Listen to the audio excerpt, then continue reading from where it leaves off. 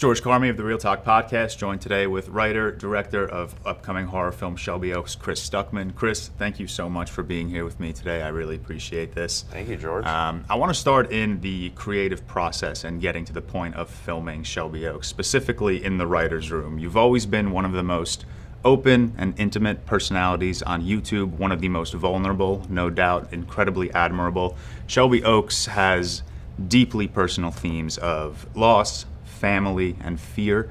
How much of your own emotional journey is in this screenplay?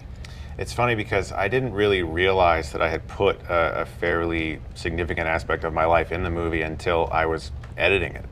And oftentimes that happens when you sort of like unconsciously are putting things in your work, and then you're looking at it and you're like, okay, so that was more personal than I even realized. But gratefully, it's the type of thing that feels a little more universal. And I'll just be real with you. Like, you mentioned vulnerability and being personal on my channel.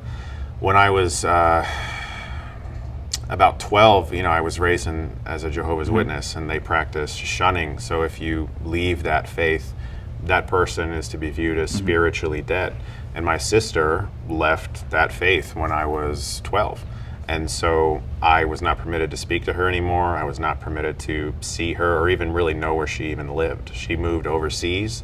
And as far as little 12-year-old me was concerned, my sister was spiritually dead. And lo and behold, I make a movie about someone who's lost their sister, and the world thinks that her sister's dead, but she is sure she's alive and is trying to figure out where she is.